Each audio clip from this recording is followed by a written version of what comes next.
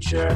There are no people in the future. No people at all. There are no people in the future. Where did all my people go? There are no people in the future. Let me try my people call. Where are all my people?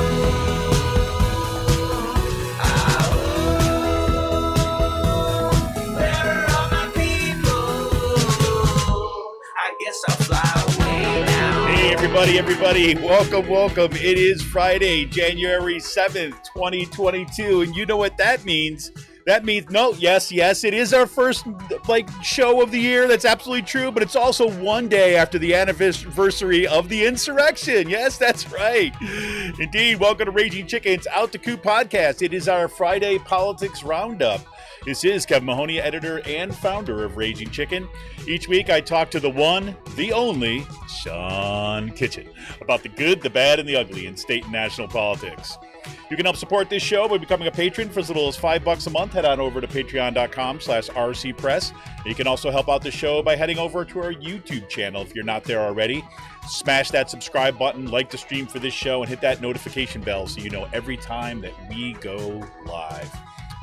Yes, indeed. As I was saying, yesterday was the one-year anniversary of the January 6th insurrection. And while a lot of words were said and apparently songs were sung, it still remains to be seen whether political will exists to defend democracy.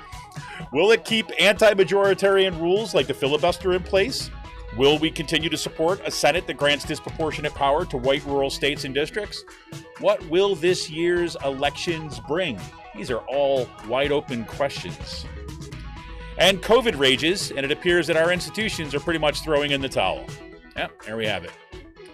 And in the what kind of news? Yes, lightning increased dramatically around the North Pole this year. According to a report in CNN, Vaisala, which is an environmental monitoring company, they track lightning around the world. They reported there were 7,278 lightning strikes that occurred north of the 80 degrees latitude this past year. Right? So you say, well, what does that mean? Well, that's nearly twice as many as the previous 9 years combined. So it's like, what is going on? Yes, this is just like kind of like the newest kind of addition to climate change. You get the northern lights and kind of massive electrical activity. That's great. Super. Oh, God. And today's a little closer to home here. The Pennsylvania Farm Show is this weekend. As I said, the towel is being thrown in. No, don't want COVID? Well, don't go. Or do go if you want it. I don't know. It's simple because masks and vaccination cards won't be required as Omicron is ripping through the lands. And from my understanding is there actually will be an Omicron table with a whole bunch of sick people set up so that if you do want to get Omicron, you can kind of get it right off the bat. You don't have to worry about whether or not, because it produces some anxiety of people wonder, did you get it or am I going to get infected? Just take all the kind of like anxiety out of it. Just go up to the Omicron table and lick. Lick the door handles for yes, exactly. Lick the door handles for extra safety. Exactly. Get into the coughing circles. Oh, God. Doug Mastriano is launching his campaign for governor tomorrow, so says he, we shall see. Let's see if he's actually going to get in the ring. This is happening after the first PA gubernatorial or GOP gubernatorial debate, which had, I think, 75 candidates that were up on stage there. Most of whom apparently just kind of signed some paper outside the venue ahead of time and say, sure, I'll run. Oh, God. And closer to my home, the Penridge School District makes more moves to discriminate and whitewash history now that the extremists have full control of the board. Yes, the board ordered the removal of the book Heather Has Two Mommies due to its radical message that, strap in, everybody, because, would you want your kids to kind of walk away with this message? Come on. No wonder it got removed. That radical message is, it doesn't matter how many mommies or daddies your family has. The most important thing about a family is that all the people in it love each other. Yes. That burning lefty sentiment of love and caring for one another. No. We have to ban that from the libraries. It was pulled from all the shelves in the elementary schools in the Penridge School District. You got to check out Cyril's actually just dropped his latest column, just dropped yesterday. And you got to check it out. I got a link in today's show notes. He talks with the book's author, Leslie Newman. And, this book came out in 1988 or 1989, right? It's been around for decades, and now it's getting banned right here because, God forbid that you have books that are kind of about understanding and kind of understanding differences. God forbid. God forbid. And then, of course, there's the move by the board to prevent, in some kind of groups there in the school district, to prevent critical discussion on the 1-year anniversary of the January 6th insurrection. Yes, that's right. Teachers were sent a note instructing them not to wade into a discussion of the January 6th insurrection. Instead, they should stick to business as usual. Ah, yes, you got to love that. We should recall that Bucks County had more people attend the insurrection than any other county, and that the Penridge School Board President, Joan Cullen, was one of them. So, not that there's any connection with any of that. And it looks like the executive director of the Upper Bucks County Technical School, Jeffrey Sweda, is being given the boot by the board overseeing the school's joint operating committee. The school's joint operating committee charged him with, quote, persistent negligence in the performance of his duties, willful neglect of his duties, and or willful failure to comply with school laws and directives. What are some of the kind of things that they found him doing? I don't know. He bought like a $999 log splitter so that he could split wood for his own house. He stole pavers from the school so he could use at his own home and give them to his neighbor. And he cut security cameras that were overlooking the loading dock.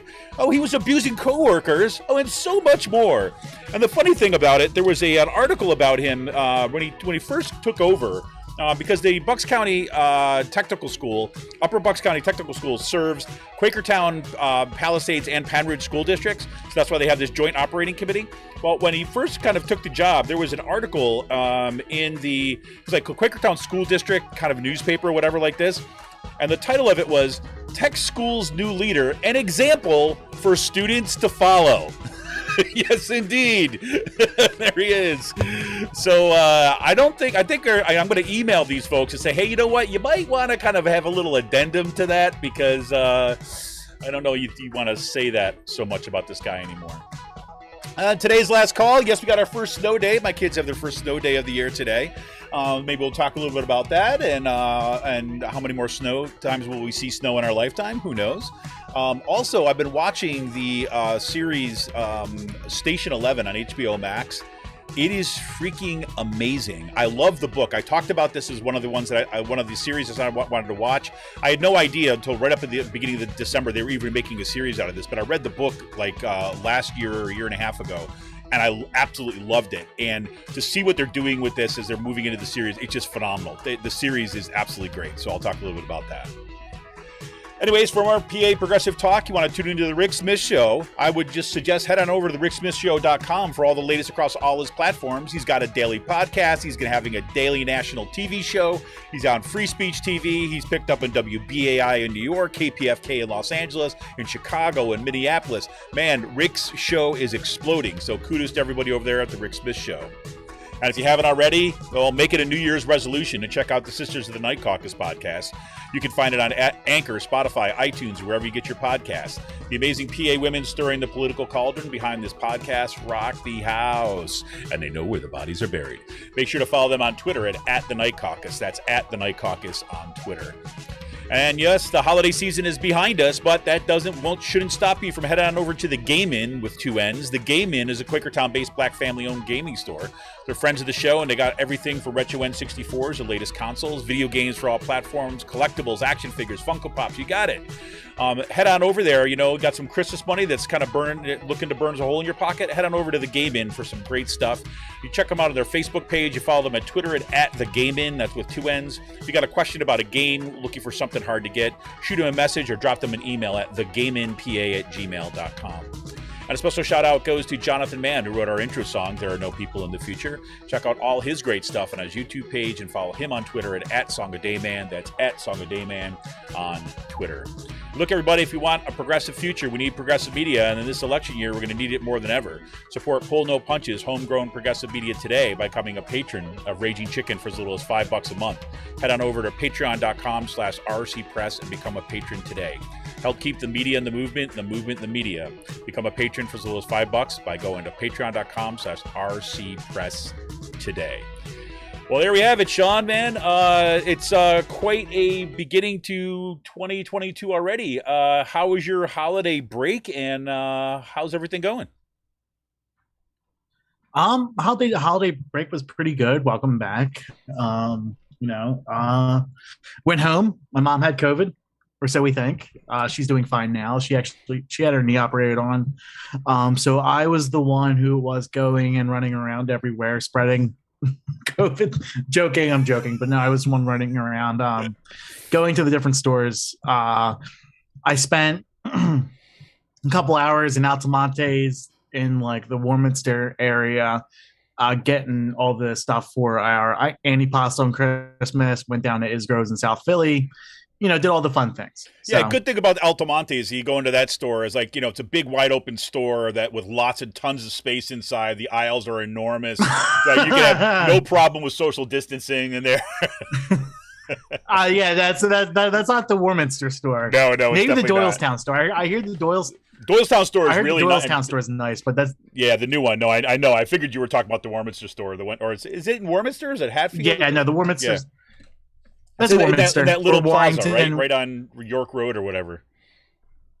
Yeah, and like they redid the inside of it over the past couple of years slowly since last time I've really been in there. So it's actually it looks modernized. It's a great store. I mean, that place is amazing and everything. That place is phenomenal. It's been a staple. I think in the community up there for like 30 years now, 40 years. But no, it was good. New Year's I was up here. I was actually running outside with my camera on New Year's Day because we had it was warm and like the river's been cold, so we had a rainstorm. It was like kicking up fog and everything. Yeah. So that was nice. Got some really awesome photos of the fog and with yeah. So no, it was good. It was like I had a good break, and I know I've on this past week's Out to Coop Live, I talked a little bit about this for those of you who are tuning in. Don't want to listen to me rattle on again about all that, but it was a good break. I mean, it was good. I mean, it was short. It was one of those years where the kids only have like just a one solid week off instead of some days on either side, just given where Christmas and New Year's fell this year. So it felt like a little bit kind of a little bit quick, right, more than usual, but we had a good time. It was like low key and so on. And I could tell you, I can't remember if I told you this offline or not, or off air, but it was wild going up to New York because my folks live in Utica, New York, and so we were up there for a couple days, and like the risk factor for getting COVID in Bucks County and all the surrounding counties was like up in the kind of like 95 percentile, right? Like it was like the worst of the worst. And up where my folks are, it's about 70%, right? Still high, right? But not in the kind of darkest of red. And the interesting thing is this is where it goes to show you the difference in actually kind of statewide policy. Simply because like that area where they are is now as Trumpy as kind of where I live now, and yet you went in stores there, everybody had masks on, right? I mean, they had high rates of vaccination. Yeah, and it's also because the governor can't do anything now because of the executive, because of the constitutional amendments that were passed last year. Well, this is what I'm saying. Think, like people can't really, we can't really. I think and that's where we got to put our blame at for this stuff. Like, I don't think people are really having this conversation yet with how much the Republicans and Jeffrey Yass and these mega donors rat fucked all of Pennsylvania because of the executive order, constitutional amendment, and stuff like that. Like, that's exactly my point. There are now no constitution. Yeah. I mean, because you look at that, right? It's like you have what happened. I mean, in New York State. I mean, this is it's just kind of like these moments where these things are kind of like are just made visible to you. You know what I mean? I mean, I told the story before about I remember coming back from my grandmother's funeral, right as the natural gas boom was starting to kind of really ramp up. And, I'm driving through southern New York State, in the kind of the shale areas there. And there's all these signs up that are saying like, responsible gas drilling now or ban fracking, so you could see there was an active discussion that was happening in the community. There are people from different sides. They had, in the shale area, especially, there were people who want responsible natural gas. And there was other people saying, no, ban it. But there was an active political discussion going on. And I literally crossed the border into Pennsylvania on Route 29 right? And it was like there were flares on the mountaintops, right? I mean, of like just just flaring like the wells that were going on, and it's like it was the same kind of stuff. It's like you see this stark difference, just kind of going across the state line. I am for the jobs that the comet will bring. The comet. Yeah, Sean has seen it. I have not. Yes, I can. We're going to have to talk about this next week on the podcast because I think this deserves its own like segment when we both watch Don't Look Up. Yep. Finally, but I got to watch it, and it's just like it is a hilarious movie. I don't know if I can really call it satire because like it encounters things that I have actually seen in real life, like the stupidity of like the Democrats in office and stuff like that. Yeah. Like so. Well, crazy. I mean, we can talk about things, but right. But yeah, no, exactly. And I think that so anyway, so that was like what it was wild. Kind of even in like we stopped for gas at one of the most one of the more conservative areas of the state of Pennsylvania the way back here, and at this convenience store, got something to eat. Little snack for the road, and still there's probably 75%, maybe 80% of the people that were walking in and out of there still had masks on, and then we were kind of across the border, and basically we're looking like, God, maybe we should see if we can pick up some COVID tests, just to have on hand because they were all out of them in my area in Bucks County before we left. So okay, there's a CVS right there in Clark Summit. We're going to pass by it, so let's just kind of pop by and go over there. So you're in the Clark Summit, pulling the CVS. I walk in to go just to see if they have any, and literally nobody had a mask on. Right, not one. The only person that had a mask on was this older woman that was walking in as I was leaving. Like I walked in there, kind of looked up at the counter, looked around, and saw all these people. I'm like, oh my God, and I just like turned around and left. No, they didn't have any anyway. So I mean, I would say like that's how out here is like in the Harrisburg area. I've gotten a lot better with making sure, like especially this past month and a half, I've been wearing my mask and actually bought a bunch of KN95s this past week. Yep. Like it's. Yeah. I mean, it's at the point where it's, we have to be, whatever. You just do the best you can. I mean, I'm seriously. As like, I love we're taking this like Catholic guilt approach to like this Omicron outbreak. We're just putting our head down and powering on through. Like, it's really remarkable. I mean, I think it is insane. I look in my son's school. This is in the Penridge school district, right? Where there's no mask mandates or anything like this. Most of the kids don't wear masks, right? Like my son comes in, he tells me he's like, look, I was like one of like 3 people in my classes that had a mask on, right? And all day, but he's like, I'm not an idiot. I'm wearing a mask, right? He's like, and at the beginning of the week. There's about 600 plus kids in his middle school, and Monday there were 104 students absent, and that only increased as the week went on. Yeah. Yep. I know it's amazing seeing like some of these people just saying, "Oh, well, these numbers don't matter because of like how mild it is," and just like, no, that's not the point. Like this, it's almost like people don't understand like the law of large numbers. Like, you know what I mean? Like a law of large numbers, Sean. They don't understand addition. It's addition. Yeah. No, but I mean, just like they can't understand the concept of like a percentage of a very large number is still a very large number in actual like figures. Like, you know what I mean? Exactly. Like, okay, so this is like, yeah, and then like, everyone's going to get it within the next 6 weeks who's not vaccinated pretty much. So it's like, it's ridiculous. Yeah. It's like, did you see? Go ahead. Sorry. The Biden graph. I told you about that. The White House chart. The yeah. graphs the White House put out last week. Yep. Did you get a chance to look at them yet or no? Yes, I did. You go ahead. You tell everybody about it. Yeah, so they put out like the daily death rates chart, the White House did, and instead of like going from 0 to like 5,000, to like show where the death rates have been, or 0 to 10,000 over the past couple of weeks, even to like play with the y-axis like that way, they started off at 2,000. So they minimized the amount of deaths a day. So if you're like looking at it, you're thinking it's 0 and not 2,000, when it's really like they're trying to make it look like not that many people are dying a day, which is like fucking insane. Like that this is coming out from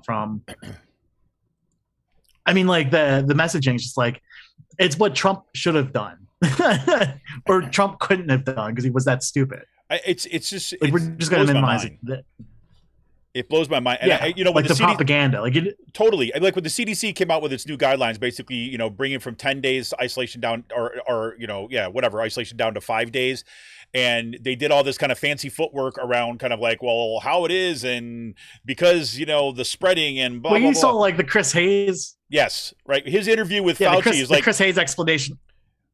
Yeah, no, I mean, he's basically said to Fauci too as well. He's basically like, okay, I hear what you're saying, but how much of this is actually based on science, right? And Fauci's like, well, you got to keep the economy going. He's like, well, it's a trade-off and it's a judgment call. And like, those are non-scientific things. Let's just be clear about that, right? I think, well, whatever. It's like this. It's just like we're just gonna put her head down and power through it. Like, well, and it's like what this happens, and it's like if you come out on the other side, congratulations. Like, you know what I mean? Yeah, it's like they're going from like herd immunity to like thin the herd mentality. I mean, that's like seriously the shift has gone on, which is I guess that's an argument for the farm show. I guess. Oh, there will be herd immunity by the time like. I cannot wait. I cannot wait for the farm show. Oh, we'll get there. But I think that look. I mean, here's the thing: is like Fauci even said, right? Well, look, after the 5th day, right? The effectivity of these home tests starts to diminish, right? And so you have I'm sitting there like, wait a minute.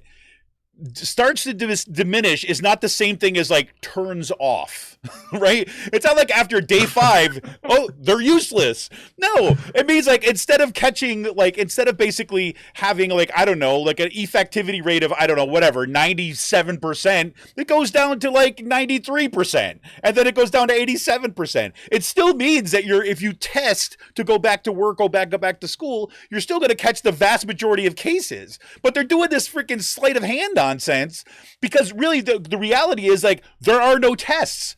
There's a shortage because there was no planning involved with getting the test there, and we have a completely decentralized system and a medical care system that is completely like disgusting and incapable of dealing with taking care of people at the very most basic level. And we're staring into the abyss, and we say like, "Yep, this is what we bought. This is the shit that we bought," right?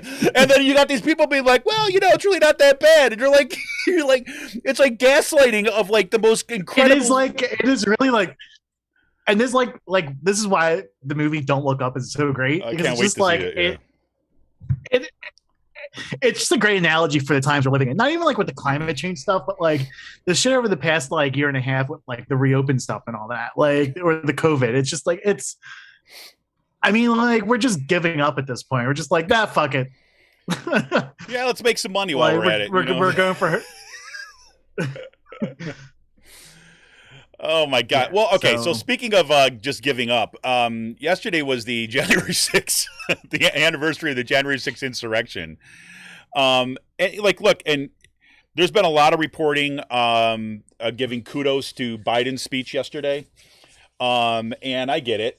I should be pulling out. I'm just noticing our chat is live. I didn't have the chat fully popped out, so I wasn't seeing it right away. Sorry about everybody. Hey Amy, hey Emily, hey Shanna. How is everybody? Shanna said, I had a burly construction worker come into my classroom yesterday to tell me he thinks it's crazy that schools didn't go remote after Christmas to stop the spread. That dude gets it. Exactly. Oh, God. Yeah, but then the teachers unions would get blamed. Yeah, exactly. And Emily says... Then you would have Nate Silver tweeting that like kids missing schools is as bad as going into the Iraq War. Yep, exactly. And Emily says, go for the farm show, I think, give COVID to the livestock. All right, so go ahead. And then simultaneously, she's like listening to oral arguments that apparently are going on now, the Supreme Court about OSHA requirements for vaccines in the workplace. So, yeah, this is all in the realm of, here you go. staring into the abyss. And as Shanna said too as well, we didn't even put this in the show notes, but definitely Nate Silver can choke on it. Like, I am with you 100%, Shanna. That dude is like whatever. Yeah, there's a reason I don't think he has kids. But anyways, all right. So let's just talk about just for a minute about the January 6th kind of stuff. Now, look, I mean, Biden, I think, got a lot of kudos in the media for basically calling like things as they are, right? Being factual in terms of how he described last year and laying blame at the feet of, Donald Trump and the insurrectionists. Although I would have to say, is like, when I was watching that, I would have to say that the one thing that I was missing in that was a calling out of the Republican Party as really the problem, right? He made some allusions in that directions and so on. Still, it was pretty forceful. But as I was saying last night to my wife, I was saying, I saw it and I look, he's just not getting it. He's just not speaking to the people that need to be spoken to, right? I mean, he's still assuming a certain kind of, comedy, I guess, that is more consistent of his generation than it is from kind of really where we are. And that's not, and I don't want to kind of like. I really think that. Go ahead. Sorry. I really think the Democratic Party hasn't gotten January 6th for the past year. I mean, like, this reminds me of, I guess, Lakoff back in college, or like when he was talking about 9/11, and instead of making this about retribution, this is about like, going to war. It's about a criminal issue. Like, you know what I mean? Yep. And it feels like instead of like making this about the undermining of our democracy, the authoritarian push of the Republican Party, the fascism and the organized fascism that is going into the Republican Party, Democrats made this past year about, well, what about the Capitol Police officers? Like, that was like their main line of attack to score cheap political points with suburban white voters in Philadelphia, or like where like the most of these people who attended the insurrection are from. Like, well, what about the Capitol Police? Instead of like, no, this is about like undermining of voting rights and the use of power by the Republican Party to enshrine themselves in that.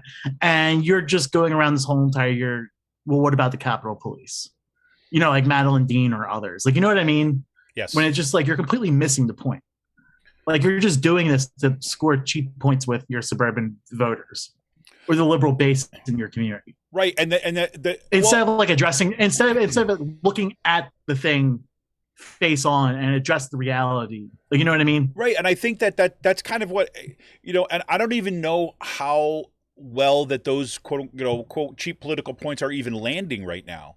I mean, it's like, and I'm having trouble. I'll be 100% honest on this one. As I'm having a lot of trouble distinguishing between like how I'm hearing things and how, whatever group of people are hearing things, like, because when I hear that, it seems so hollow and empty that I just, I'm like, they're speaking to a time that doesn't exist anymore.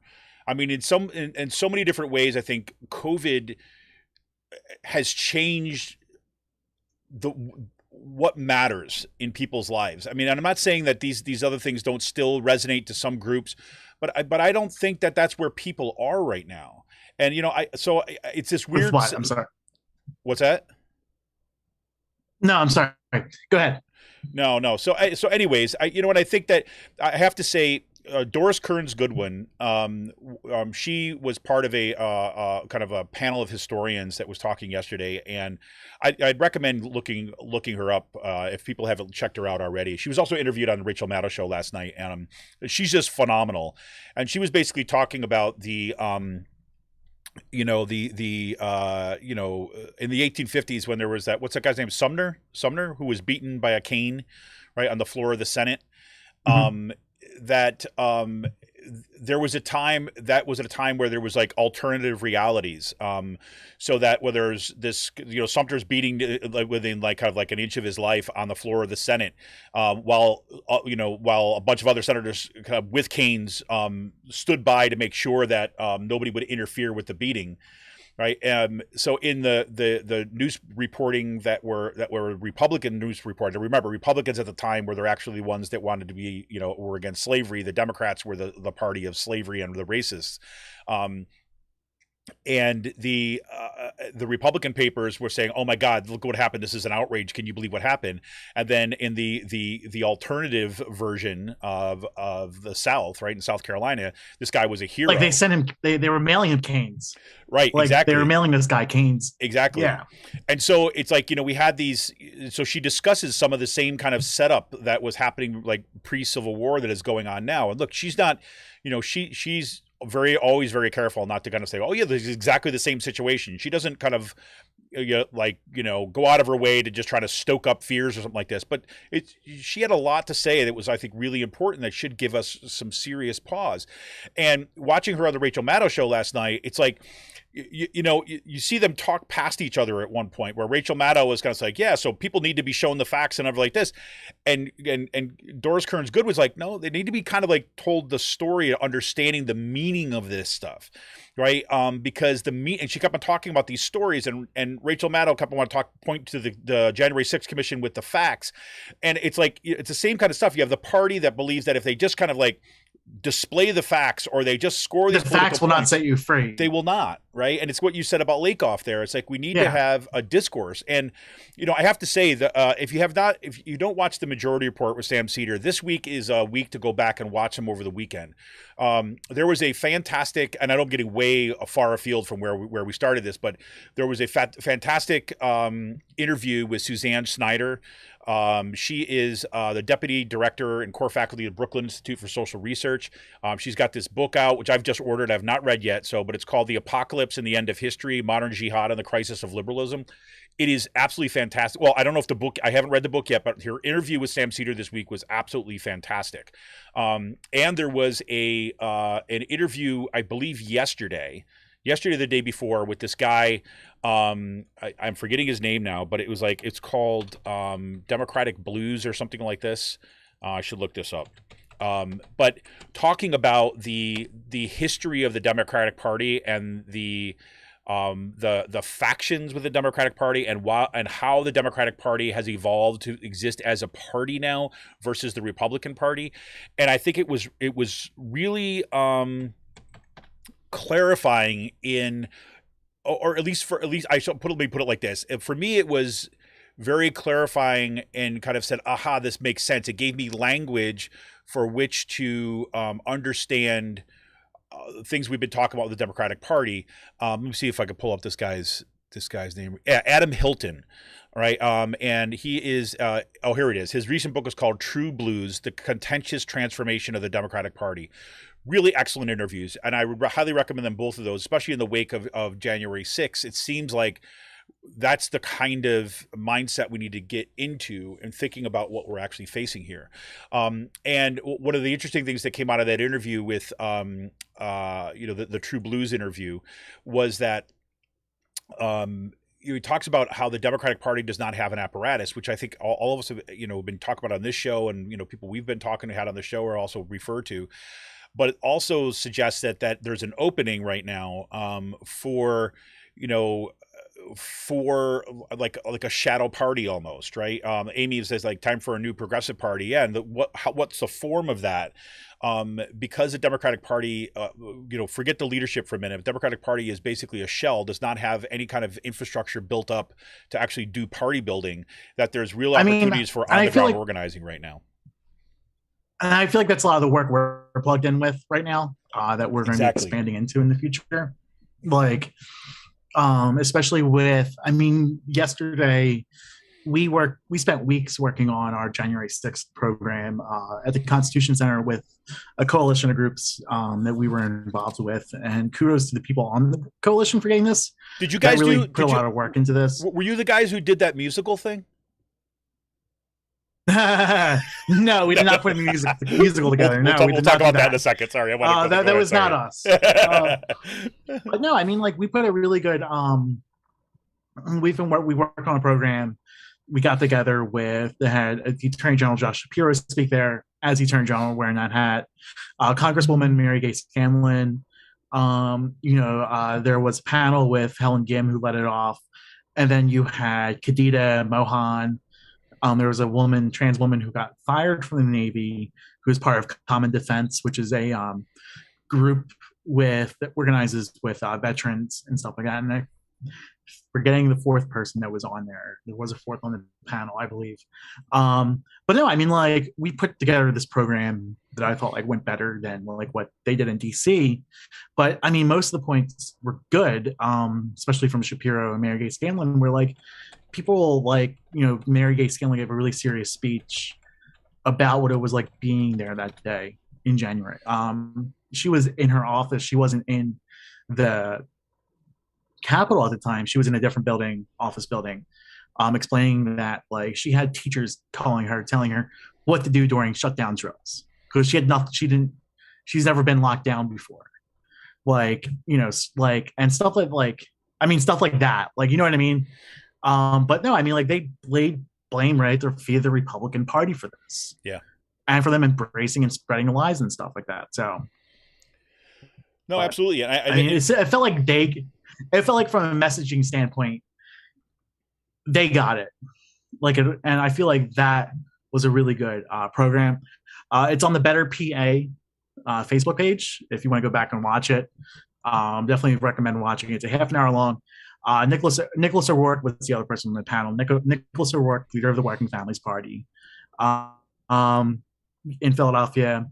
Yeah, and that was like the stuff that we were talking about. And I mean, like, I feel like that's where the organizing is at, right there with the Working Families Party, the stuff they're doing in Pennsylvania. And also, like, you know, getting people elected to office, like Izzy, who's running for office down in Lancaster with a new district. You know, like, we have the opportunity to grow our squad here in Pennsylvania and grow the progressive wing of this party. Because I really feel like they are taking it over right now. I feel like there's a generational difference in the Democratic Party, even between the people who are younger but were elected in like 2010 and 2012 versus like the people who've been elected since 2016, 2018. I feel like there is a difference between institutional liberals and people who are progressive, even if they're in like that same age or generation. So. Yeah, I'm putting a link to the to that video right in the show notes or in today's chat, if anybody's interested. That should take you right to it. So I'm sorry for the little burst of music there, but it was just the video started playing. But yeah, I think you're absolutely right, Sean. I think this is exactly the kind of organizing that has to happen. And again, it's a real open question, as I said in like the opening of the show notes today. It's like, you know, it's going to be really a question about, do we have the political will to do what needs to happen? I mean, these are some big moves, right? And it's, you know, it's going to be slow going, I think, you know, and as it has been, but it's also the momentum, I think, is, you know, as Doris Kearns Goodwin was saying, is like all this stuff is happening at the same time. I think Rachel Maddow was saying this too as well. This is all happening at once. There's amazing organizing going on as the real very threats to kind of democratic institutions in our democracy are happening. So it is. And it's also corporate accountability. That's going to be a big part of all this too, because I mean, like, these are the people that are funding it. No, exactly. You know, the AT&Ts, the Amazons, the Comcast, the Jeffrey Yasses, and stuff like that. Like, you know, this is what they made. Yep.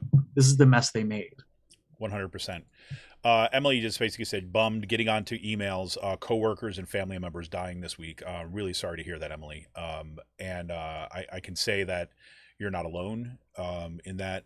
I am not at the point where I've heard about. I have people close to me or people that I know that are in the hospital or dying at this point, but I have like never before have coworkers and neighbors who have all been doing the right thing are now have COVID and are sick. So our thoughts are with you. So I'm sorry for that. Yeah, so Sean, I guess we're going to see where this all goes. I mean, there's a lot going on. Let's just put it that way. I mean, I think there's a lot of great stuff happening on the progressive end of the ticket. 2022 is going to be it's going to be make or break on a lot of stuff, in my mind. So let's roll the dice, I guess. Let's get her done. But crazy. So just as we go to break, Sean, I purposely yesterday, I listened to Joe Biden's speech yesterday. But I purposely avoided all the ceremony stuff. In part for I did this as kind of like a mental health move, because I knew that there were certain things that were going to happen. You just remember what happened when Nancy Pelosi and Chuck Schumer, they put on their kind of like African garb and kind of went out and did that kind of performative kneeling in the Capitol, right? And as we were getting closer to this day, the 1-year anniversary of January 6th, I'm like, they're going to do it again. They're going to do some kind of nonsense like this again. And that they're going to think that is organizing and that is politics. And so, they had this little candlelight vigil stuff. I saw a picture of it and I'm like, the perfect symmetry of how everything was lined up and spaced out. I'm like, I can't do this. So Sean, in efforts to completely ruin my weekend, starts off and off the morning. Right. Tells me about, he's like, I didn't even listen to the Nancy Pelosi thing. I'm like, what? Did she give a speech or something? I didn't look at it. And he's like, oh, check this out. And he sends me this. And I don't know how many people. No, saw I said, this, you didn't hear do tell. You take it over from here, because yeah. I was like, did you hear about the Lin, Nancy Pelosi and Lin-Manuel from Miranda from Hamilton? And you just look at her what?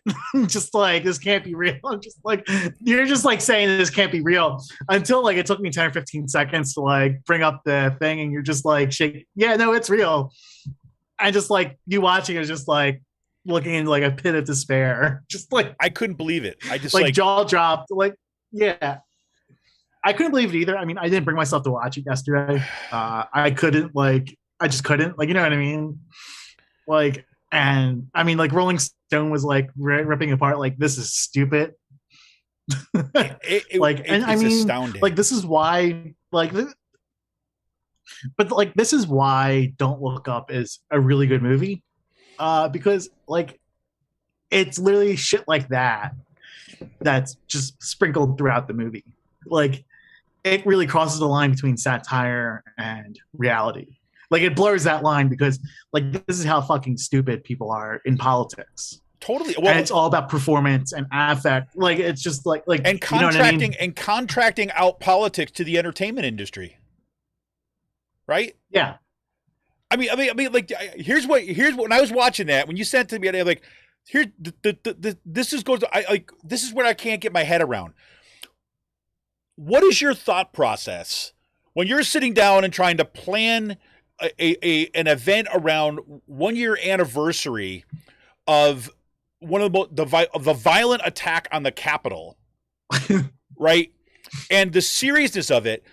Who's the person that says, hey, I got an idea, let's turn it into a musical? I mean, okay, so I got something even better. Go ahead. I got some more January 6th shit posting for you, but finish your thoughts. But I'm just, it's that mentality of hey, I got it, let's put it to song, right? What would Disney do? Right? I mean, that's what comes going through my mind. Hey, well, let's see. I like musicals. Hamilton was a popular musical. What if we made it into a musical? Let's call up Lynn and say, hey, would you write a song for this?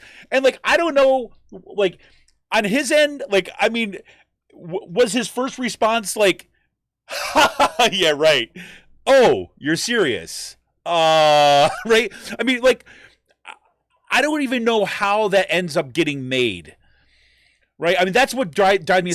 And I'm not saying that you should not, that musicals are incapable of dealing with serious, I'm not even saying that. I'm just saying this is the official U.S. government, Democratic Party led, leadership about how you kind of deal with and grapple with what happened on this, and you turn it into entertainment. I mean, it's just bizarre. Go for it. Yeah, I hear you. Oh, Sean is. I think Sean's having some internet stuff. Okay, can you hear me? Yep. Am I on the? Okay, sorry about that. I hit my microphone cord and it went into my speaker. So, I wanted to tell you about some more shit posting I did on January 6th stuff. There's this outlet called the Keystone Newsroom, right? On Instagram, they post a lot. It's this media outlet, this fake media. this media company that's started by DC liberal consultants. Tara McGowan by acronym is one of them. She's the woman who ran the Iowa caucuses into the ground. That's that same organization.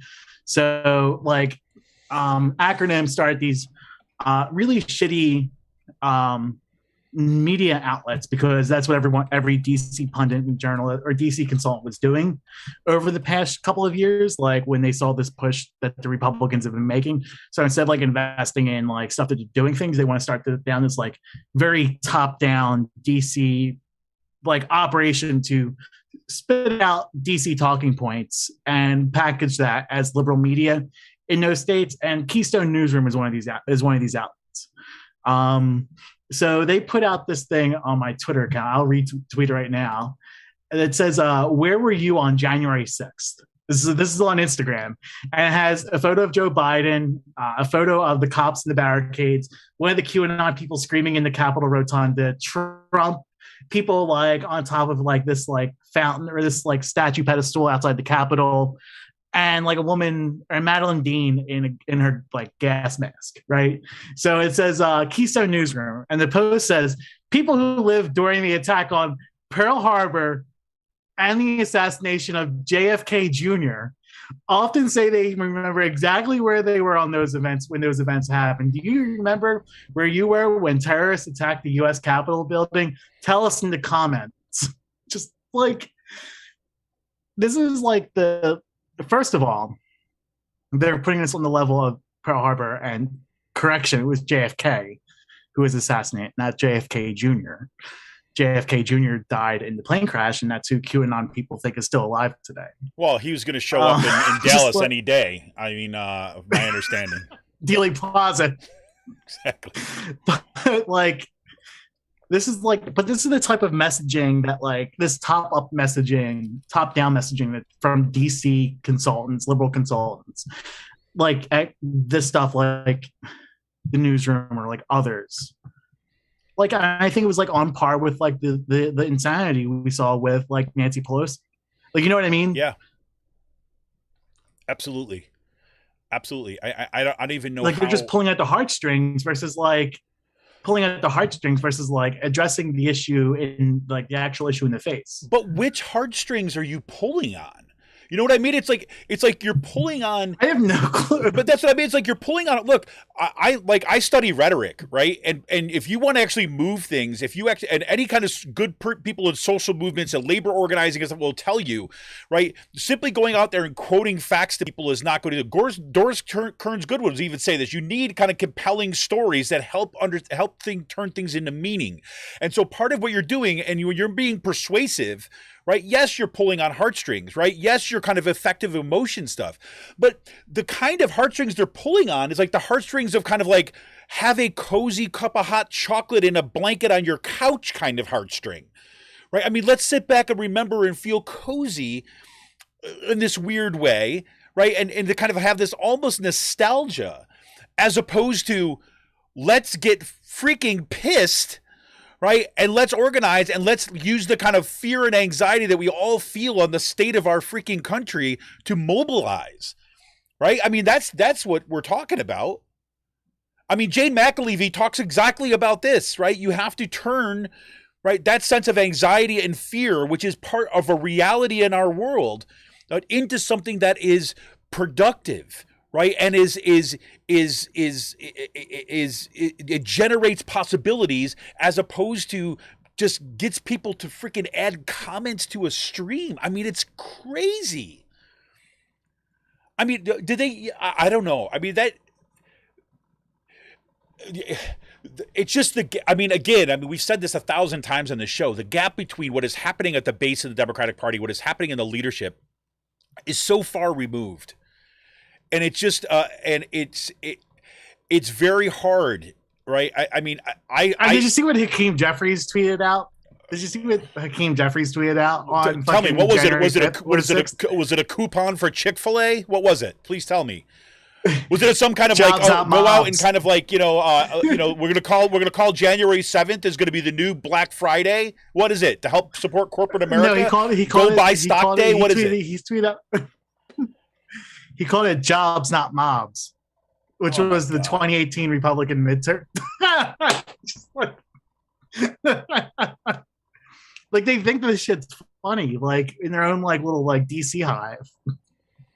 I mean, I just think it's funny because they're that fucking stupid. But as Amy says, honestly, it's going to take something huge before the Dems start to pay attention. And yes, it frazzles me that January 6th wasn't enough. I hear you, Amy. I hear you. It'll take a comet, but I don't think a comet will be. Well, yeah, look, I don't think a comet will. It all depends on whether or not hearts and minds. Right. It all depends on whether we can mine it for natural resources or not. That's the key. That's the key, Sean. All right. Anyways, all right. We're gonna go on this forever. All right. You got anything else to wrap up with for a second before we head into what's happening here more closer to home? No, we can. I'm good. All right, good. We're going to take a quick break. All right, everybody, we're going to take a quick break. We're going to be back real quick with, we'll see what's happening in our own backyards. This is pretty incredible. Yes, and Amy, you're going to get the last word before we go to break to oust the current Dem leadership in this area. Yeah, I still think we need to take something more devastating to mobilize people, or just the hard work of organizing. I think is kind of where we need to be to as well. I hope it's not going to take something more devastating. But on that note, so we're going to take a quick break. This is Kevin Mahoney, editor and founder of Raging Chicken. I want to remind you that you can help support this show by going to patreon.com/RC Press and you become a patron for as little as $5 a month. And look, if you're out there, make sure you like the stream for the show. Make sure you share it with your friends. Encourage other folks to kind of join and help support this show. This is Kevin Mahoney, editor and founder of Raging Chicken. We're going to take a quick break. We'll be back right after this.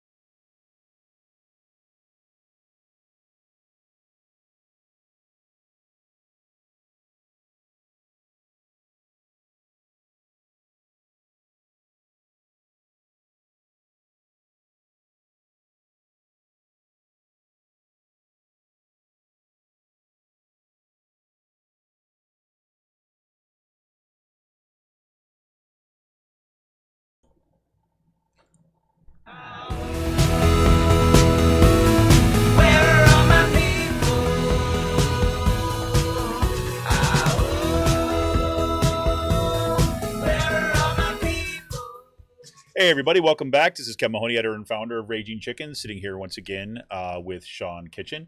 And just so everybody knows, I'm not sure if people are experiencing this or not, but as the show has gone on, there's been some increasing delays, some internet delays, and I noticed that there's also a little something on YouTube where that's sparking, saying, looking at a slowness of the connection. So yeah, let me know if it's getting too annoying. Here we go. Anyway, Sean, so I know that you have officially got your full body biohazard suit ready to head to the farm show this weekend. Thank God the farm show is back. Yes, I mean, like, I cannot wait. I am like, it's gonna be fun. The farm show is like really not something I've paid attention to over the past years, but I feel like with Omicron happening and this being the first farm show in a couple of years, why not just jump feet first into it and go? I think, to quote Hassan Piker, I feel like this is going to be like the hog heaven. The hogs are going to be out like running around for the first time in a couple of years. The people who are going to go to the farm show are the same exact people who really didn't give any fucks about the pandemic. So, it's going to be fun. I'm looking forward to it. Well, I really do think that they should have, I would love to see like a big model of like the coronavirus, right? Just actually the actual virus, a giant one, and it's got a sign on it. As the butter sculpture? Oh, that'd even better. And then it would the big sign on it that would say, lick COVID. Let's lick COVID. And everybody could go up and just give it a big ugh. I think that's what we should do. Let's just go all in on this, huh? Worshipping it to the temple of Morgoth. Exactly. But no, whatchamacallit. I know that I mean, yesterday Jan was joking about on Twitter if the butter sculpture was going to be a COVID molecule, and it turned out it wasn't. And what was also funny was that the people at the butter sculpture, the people inside the actual butter sculpture themselves, they weren't wearing masks. So, God. Well, I did learn that, the reason I heard this, the reason why that they didn't do the coronavirus of the butter sculpture, did you hear why they chose not to do it? It's because you can't do a butter sculpture of something that's not real, right? I mean. Oh, yeah. Anyway, well, they did a gritty one a couple years ago. Well, gritty's real though. Crazy. So you're heading to, what are you going to be doing at the farm show? You just kind of going to hang out and have a good time? Yeah, to catch COVID. No. I am going there to get photos this weekend of all the people that will be showing up. So I know Connor Lamb will be there. Dr. Oz is going to be there. I'm running camera lens for it. This is usually the farm show, especially in election years, is when people who are running for governor or Senate usually show up and go to this type of thing. So it's always a political draw.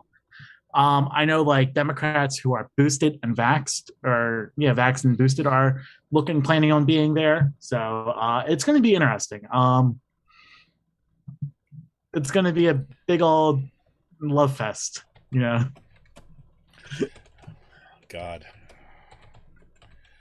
We're having a little issue with our feed going to the thing. But anyways, yeah, so that's crazy. So did you get a chance to watch any of the PA GOP gubernatorial debate? No, I did not. Yeah, me either. So it's crazy, but I, really, my understanding is that the campaign really doesn't kind of get kicked off until Doug Mastriano decides whether or not he's going to throw himself in, right? Well, he's going to be running. He's apparently announcing tomorrow, so we'll see. I don't know where, but probably somewhere at a cross burning or something like that. But we'll see. Yeah, I was surprised. Oh, did you? So one of the funny things. I'm sorry, with the delay going on, but one of the funny things I found out over Christmas break was that Doug Mastriano was not happy about the stretched limo, the stretched Hummer that I ship posted a few weeks ago on Twitter, and I posted it inside the, of course, they're from Pennsylvania Facebook group, and it got a lot of viral attention on both platforms. And in his video online, Mastriano referred to me as some dopey Capitol reporter or dopey reporter that works in the Capitol. And I switched it up for him. I not switched it up, but I shortened it down to dopey Capitol reporter. So it's funny that we get under his skin, and it's just amazing the lengths of how online that he really is as a person. Gotta love it, right? I think he's more online than definitely me and Eric. Yeah, well, that's where all the action is apparently for dudes like him. So we shall see. So you got any sense? Well, did you say he's like? Admit he's not.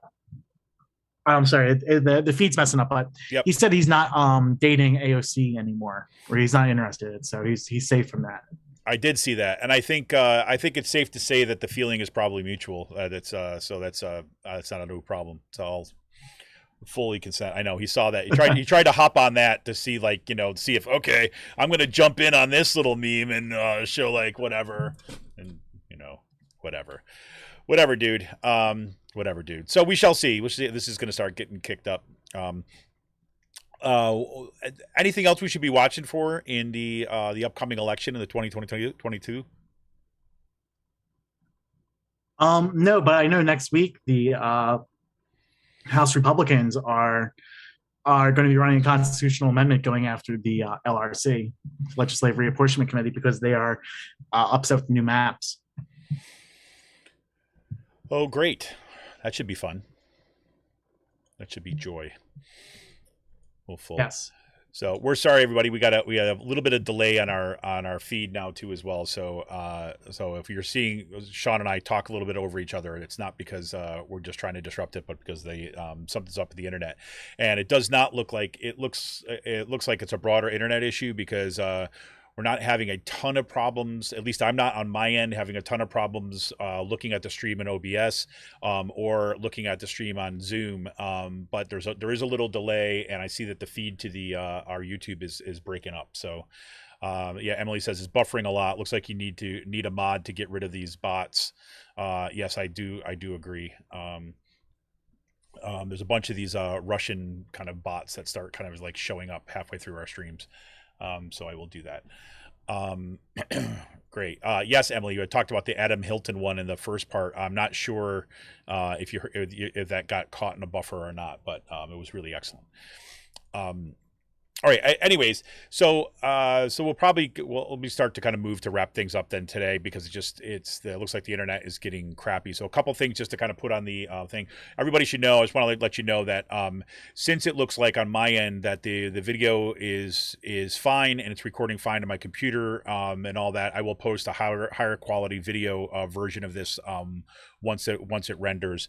Both to our Patreon site and then eventually to our YouTube site to replace the one that's there on the stream. It's unfortunate because then we'll miss all. I'll probably post it as a bonus because you had some great stuff in the chat today. But so I will do that. Anyways, the Penridge School District. I mean, look, we're going to talk more about this in the coming weeks. But this is the full consequences of what happens when the extremists take over the school board. I mean, they're already banning books. They're kind of putting basically in choosing to muzzle teachers in kind of the discussion of the political events of the day. It's just not good. The Dr. Bolton, who's the superintendent, has already had to kind of like walk back or explain a little bit about the memo that went out to teachers saying that they should just stick to kind of business as usual and not wade into discussions of January 6th, saying that, well, a lot of teachers were unprepared to answer all the questions. Now, okay, it may be true. There might be some teachers were concerned about how to handle it, but the real question is were they concerned about that because they knew that there was going to be political blowback if they discussed about it in their classrooms? And how are they supposed to handle, the Turning Point USA kids who established a group there that are going to be talking about the insurrection as a kind of a stolen election and things like this, and so that they chose to kind of move away from it. But I have a hard time believing that there's that teachers are afraid of critical discussions of the day. It seems seemed like one of the most important learning opportunities you had, especially since you had literally live streaming content all day, discussing about what was actually happening and what that whole day was about, and trying to make understandings of it. Huge lost opportunity to kind of actually engage our kids in the world, and instead pretend that it was about what we have. Hasn't been enough time to know the real facts about what actually happened. So we have to wait till history does its work. I think that's a freaking cop out, if you ask me. I think that, if you're not going to engage real problems, real days that are happening today, you might as well not talk about climate change. You might as well not talk about the crisis of governance. You might as well not talk about a whole range of problems that are happening in our communities, and just say that they're all going to work themselves out, and then we can study them after the fact, right? So whatever. That's really, really disappointing. Do check out Cyril's interview with Cyril and I talked about this on the Wednesday show a little bit. He interviewed Leslie Newman. She's the author of Heather Has Two Mommies, that book that was published in kids book that was published in 1989, 1988. Basically saying that, Heather, the little girl in this story, it's a picture book, was asked, as part of their class project, they were asked to draw their families, and she drew a picture of her family, and she has two mommies. And then there were some kids that made fun of her, and then there was a discussion about it. And then in the end, the book concludes that, yes, look, it doesn't matter how many parents you have, because it turns out some had single parents, some lived with their grandparents that didn't have parents, that there were all different kinds of families. And what mattered most was that not how your family, had the mother and father and looked in this particular way, but rather that you loved each other. And that was the quote unquote radical message